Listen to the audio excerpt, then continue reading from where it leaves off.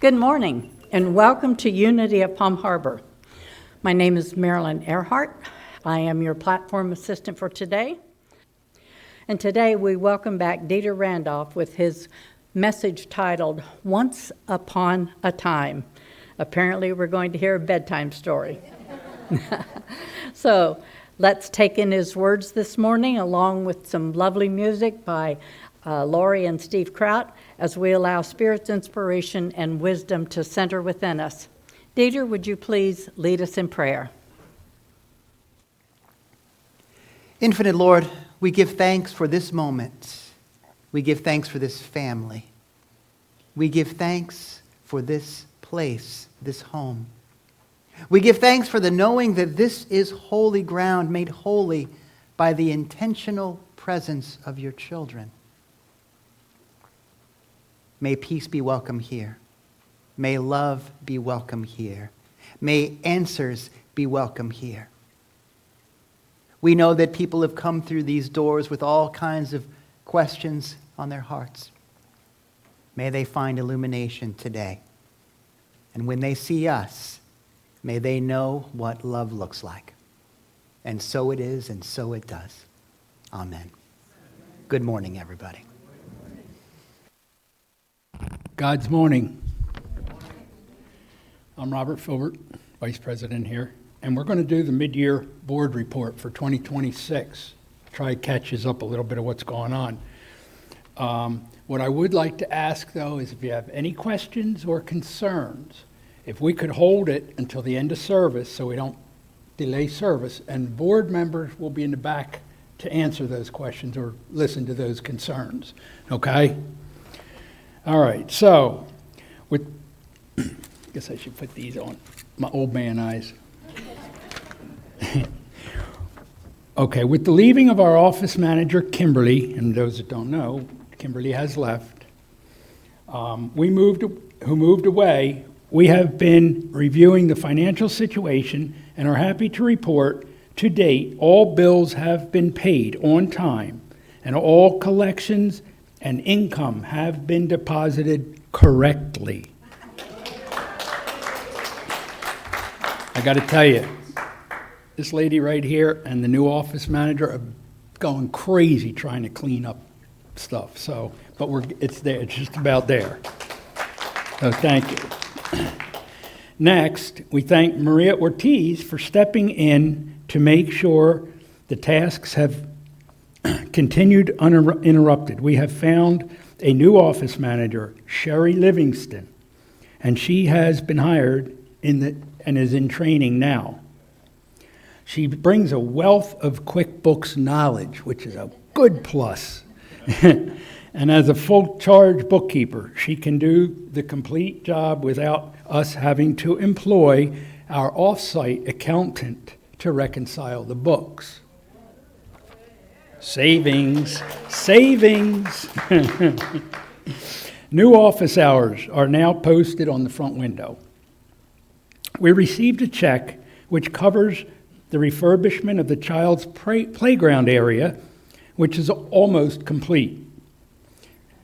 Thanks to Tyler Fischel, I hope I said that right, Tyler Fischel and his helpers. So thank you.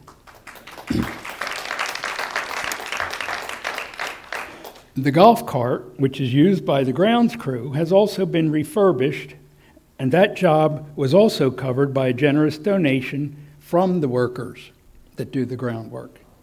So thank you to everybody who does that and helps us. We have a new member sign up, and we'll be officially receiving them into the congregation.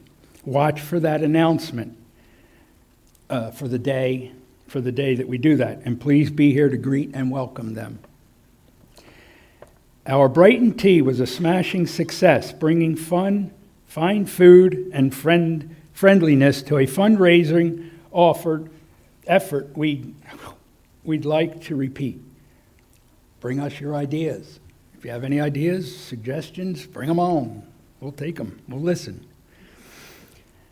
Our investment account continues to grow, and recently our certificates of deposit and rollover and were reinvested with due dates every 3 months. So that's a little more versatile there to be able to deal if we need an emergency. For every 3 months. Should we need extra cash, which we haven't done all year so far. We have not needed to reach into that to get extra cash, which is great. And that's thanks to your generous donations. This October and November, we will introduce our Q process, as Reverend Mo had discussed. That's the fall program, which can be done on Zoom. October 26th, 27th, and 28th for the training, and then continuing 3 Thursdays for the debriefing of the homework. You know how she loves her homework. More information to follow. That about sums it up. Like I said, any questions, concerns, we'll be in the back after service, and we'll address those questions or concerns. All right? Thank you.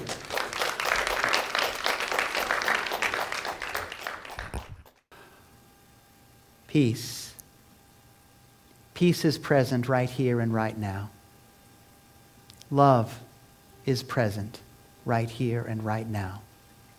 Answers are present right here and right now. We give thanks that each and every moment is a new opportunity to learn and to grow. We give thanks that each and every moment is an opportunity to show the world who we really are. We give thanks that each and every moment is an opportunity to put down the sword and pick up the plowshare. Each and every moment is a seed planted, new life ready to happen. Each and every moment we give thanks for the knowing that things grow in their time. We don't help the plant to grow by pulling it from the ground. We have to let the magic happen. Let the life happen. And so in this moment, we can be grateful and give thanks for the natural process, the unfolding, beautiful victory that takes the time that it needs to take. We can let that happen. So maybe our prayer today is not, God, give me what I want and do it right now. Maybe our prayer today is, may I know it when I see it. Because each and every place is holy ground. Each and every moment is a holy communion. Each and every interaction is a conversation with Spirit. May I know it when I see it. May I remember who I am, and when I see people around me, those people that I love and those people I've been having a hard time with, may I see them as God sees them. Free, unlimited, beautiful, and pure. Because each and every moment is practice for the kind of life that I have next. And so I practice love. I practice love. Let's say that together. I practice love. And let that truth be true in the silence.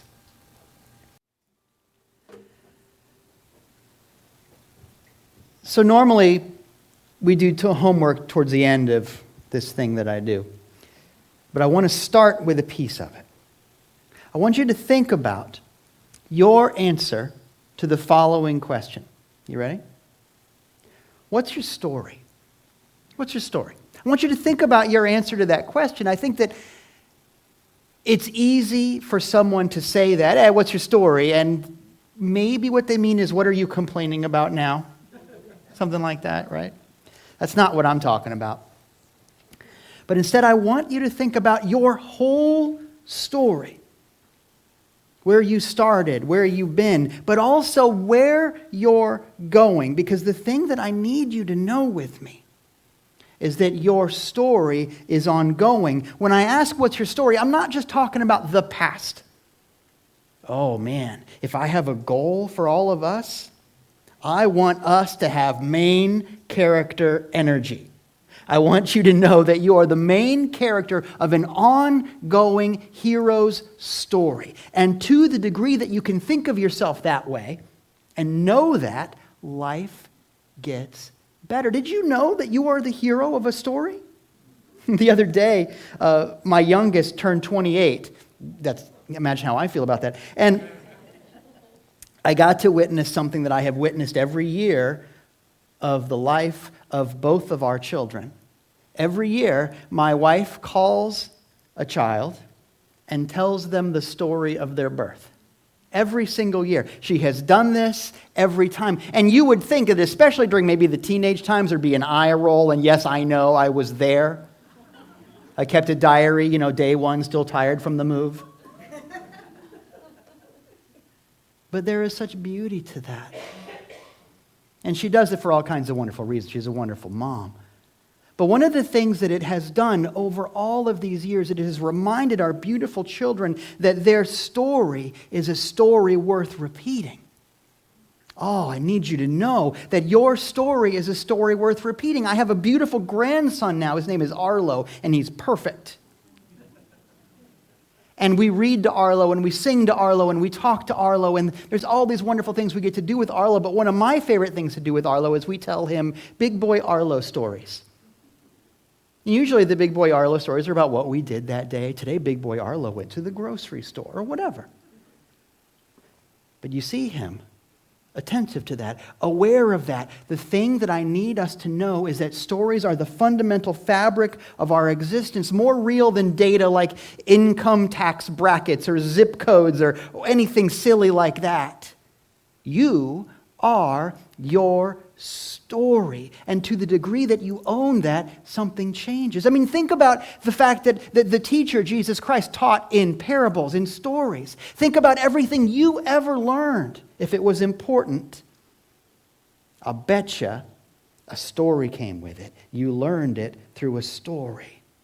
When you want to get to know someone, if you're on a date or something, yeah, maybe you're interested in tax bracket, but not for very long. What's your story? When you think about when a people loses their homeland and they have to go somewhere else, the Bible's full of those stories, right? Life is full of those stories. If they don't get to take anything else with them, what do they take? They take their story.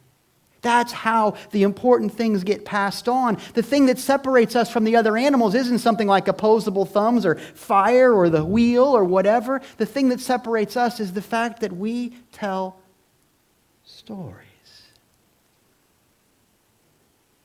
More real than your genes and chromosomes. More real than your cells or your atoms or your molecules. You're not made out of those things. You are made out of stories. You are not biological. You are mythopoetic. You are a poem. You are a poem. You are a poem. And to the degree that you know that, things change. Some people don't know they have a story. But let me put it as clearly as I can. Life is like a big box of Legos. All kinds of different colors and shapes and sizes, and every day it seems like life is giving me more blocks, And there are different people that'll tell you different ways to sort those by shape and color. And, if you put all the yellows here and you put all the twos here, oh, that's great. That's not what Legos are for. Your story is what makes those into a castle. Like I said, not a lot of people know that. And so they go from instruction set of sorting Legos to instruction set of sorting Legos, and they go to the next workshop where someone will get up and say, here is the new way to sort Legos. And they get the new book, and the self-help section at Barnes & Noble is full of them. Here is the new way to sort Legos, and it's really great. How many of those have you read? I've read a lot. Oh, this way is going to fix me, because what I'm going to do is all the spaceman Legos come first, and then the farmer Legos. Now I'm not going to be so weird. Has that ever worked for anybody? There's a reason why there are so many self-help books, so many workshops about this, so many gurus about this, and each one says, forget everything you knew about sorting Legos. Now this is the way. Oh, those people, fools, but this is going to change things for you. And every method works for a little while until it doesn't. Because the secret is, it's just like how every diet works for a little while until it doesn't. Because if you're just kind of paying attention, you'll do better for a little while. But that's not where change lives. Maybe you know about geographical cures. You've heard that saying, there's no geographical cure. So what does that mean? It means that if you go somewhere else, you're still you. And we're in Florida. Everybody has moved here. There are a few people that are from here, right? Most people have rolled downhill from somewhere else. And so as a result, when I counsel with people, a lot of times people say, well, I thought it was going to be different when I came to Florida. You can fill in the blanks. You know the story. But the thing is, if you're still you, you're still you. The change has got to come from somewhere closer, right? And so no matter what kind of Legos you sort, no matter what color, what shape, no matter what method of sorting you use, no matter what tools you have purchased to sort them, you can go to IKEA or the Container Store or wherever and get beautiful bins for sorting your Legos. I have a lot of those. If it doesn't come from your story, it's not going to change you. So ask yourself, what's your story?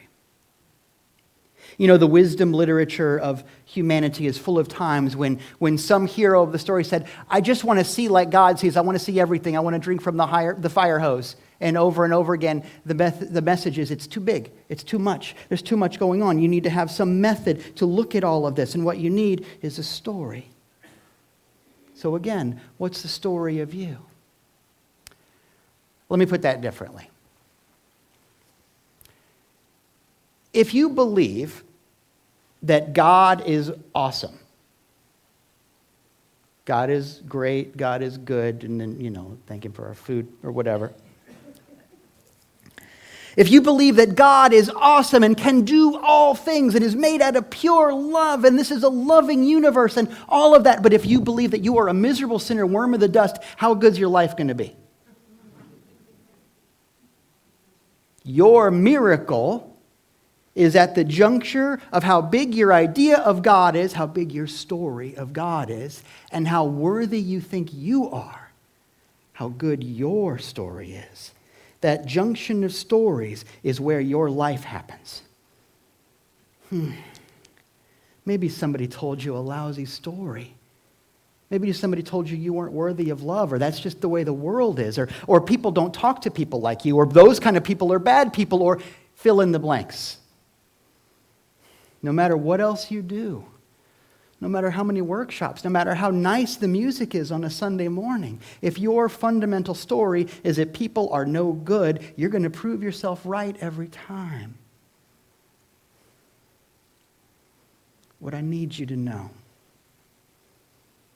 is if something is going on in your life that makes you not feel like the hero, you can tell a different story. And more than that, I want you to know the reason that it feels funny, that thing that you have to do in your life, the reason that the story doesn't feel right is it ain't your story. Oh, you are entitled to something better by virtue of whose child you are, by virtue of what you're made out of. I want you to know.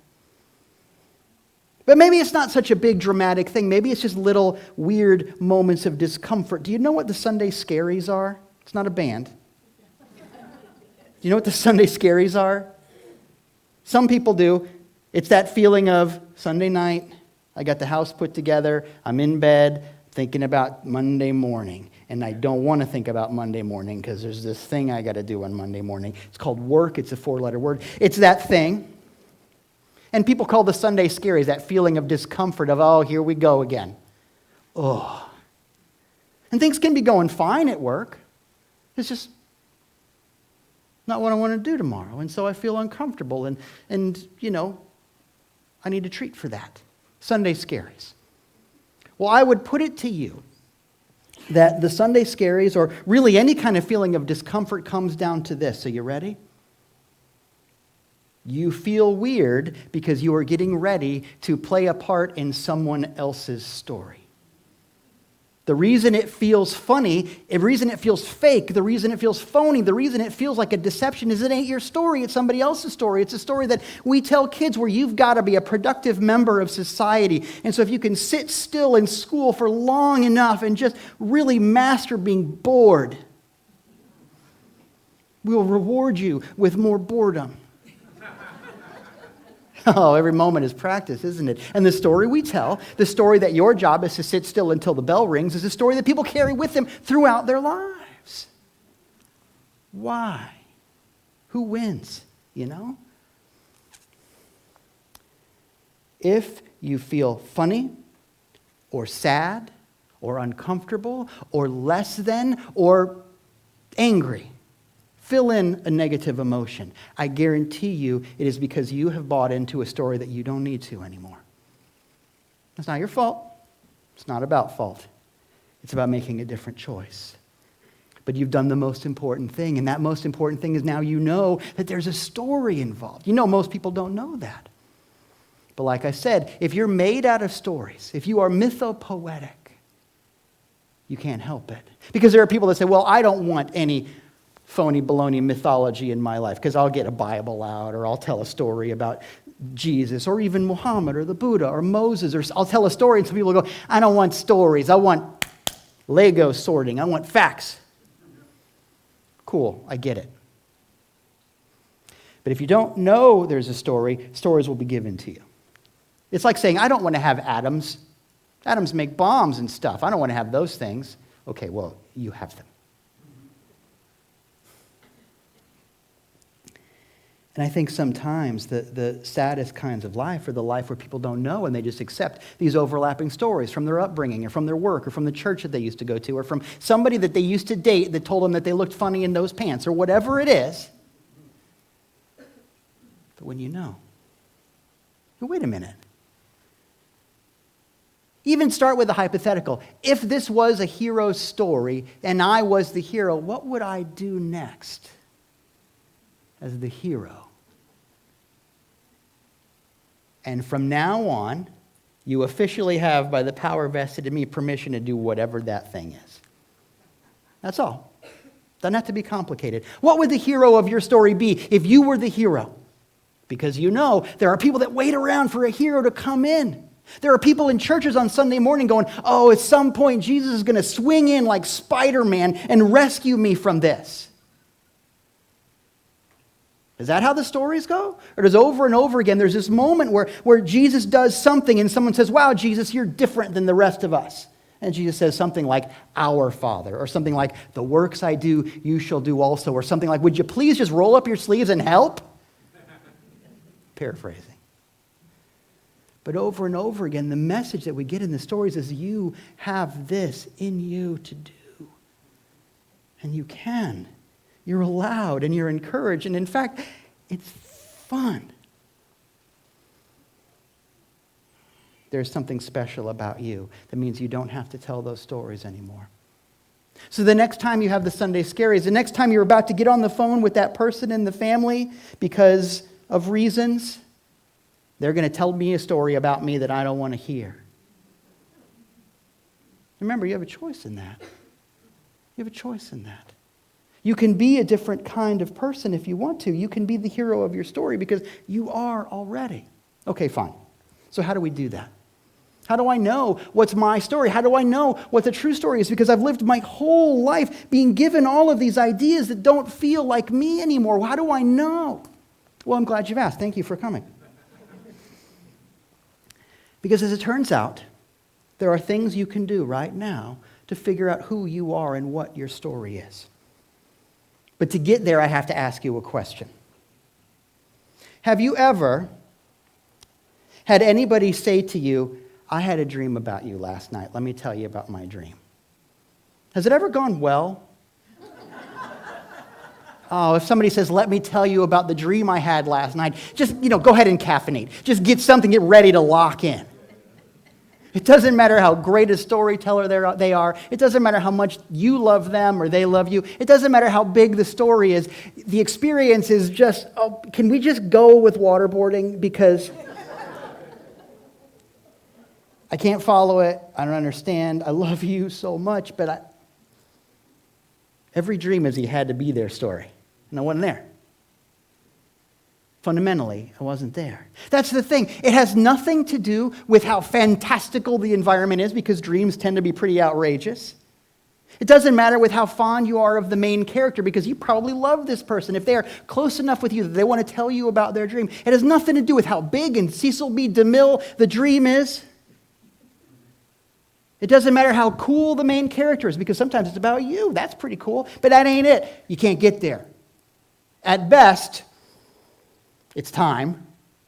At worst, I'm going to die from the boredom of this. Why is that? Think about that.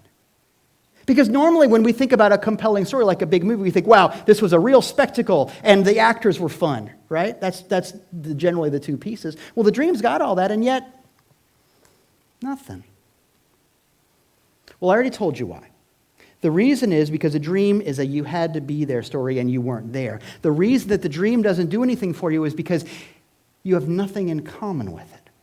Okay, that's all foreground. If you know that the reason that somebody else's dream is not doing it for you is because you weren't there and you have nothing in common with it, ask yourself, well, then why do I like the stories that I like? The movies that I watch, the TV shows, the books that I read, the things that make me laugh and smile, even the jokes that I tell. Why do I like those things? Well, that's the other end of the spectrum. If a dream is I wasn't there and I have nothing in common with it, the thing that I need you to know, and this, if you don't take anything else home with you today, this is what I want you to take home. The reason that you like the stories that you like is because they are telling you something that is true about you right now. Otherwise, you wouldn't like them.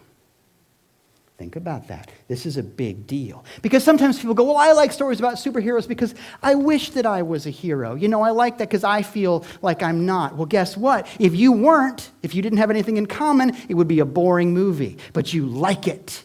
And that means that there is something happening in you, not later, not aspirationally someday, but right now. There is something about you that is true about that hero right now. Do you understand what I'm saying to you? You are already the hero of this story. So you want to figure out what your story is? Think about what makes you smile. Think about the movies that you watch. Think about the stories that you tell, the jokes that you laugh at. Think about those things and go, wait a minute, this whole thing means me. The reason that you like a superhero isn't because you aren't one. It's because you are. The reason that you like a love story isn't because you're lonely. It's because you've got love in your heart and you're filling up with it. You are it. And when you know that,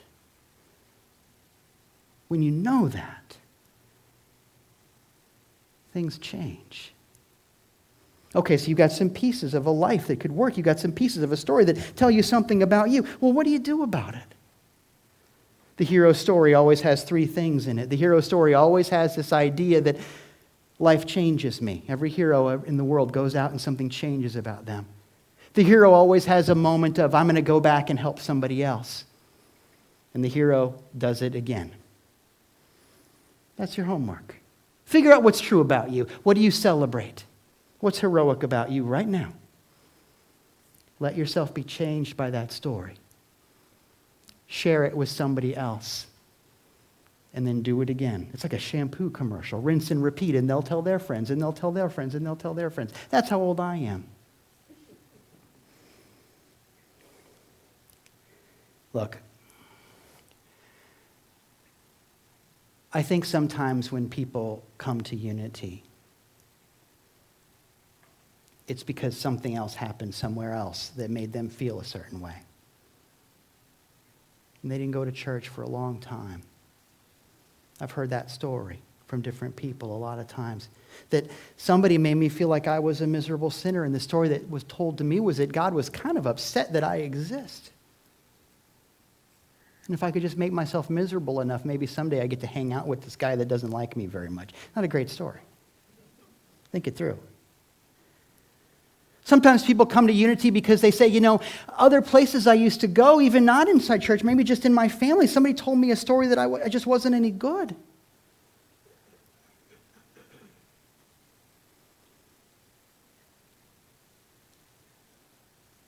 I need you to know that you are allowed to never repeat that story again. There is a reason why misery feels miserable. It's because you don't have anything in common with it. Think about that. You want proof that that story isn't true about you anymore? It's this: good stuff feels good and bad stuff feels bad. Does that tell you enough about who you are? If you were made for misery, misery would feel pretty normal, pretty comfortable, room temperature. But think about the fact that stuff hurts. I don't want you to dwell on it. But think about it for a minute. It is the universe telling you that wonderful truth. The guy goes into the doctor's office. He says, "Doctor, my arm hurts when I go like this." And the doctor says, "What if I told you that every single thing..." Thank you. That was a delayed reaction. I like that. What if I told you that every single thing in your life is like that? Every single moment. The universe is telling you, that hurts? Don't go like that. Don't go like that. Because I know something about you, and I know that your story is one of heroism and the good guy winning and the people falling in love and the thing happening, because I know what you're made out of, more than the atoms and the molecules and the financial data and the zip codes of your life, more than the facts and the figures and the data. You are a hero. A story of triumph is happening right now if you decide. When those feelings come up, those Sunday scaries or those moments, you can go, that's somebody else's dream. It's not mine. I know what makes my heart sing. And so I know who I am. If I have any power at all as a minister, any authority, I can't force anybody to listen to me. I can't threaten them with fire and brimstone or anything like that. Wouldn't that be cool just for a minute? Can't do it. Don't have that. But if I have any power at all, just remember this moment and go, that guy who went to ministerial school, he's got an ordination, whatever that means. He said, I don't have to do it anymore. He wrote me a prescription for a new story. That's all. Your story, because of who you are, because of what feels good and what feels bad that you can let aside, is one of triumph, is one of love, is one of victory, and is one of freedom. Because after all, freedom is a choice. Thank you.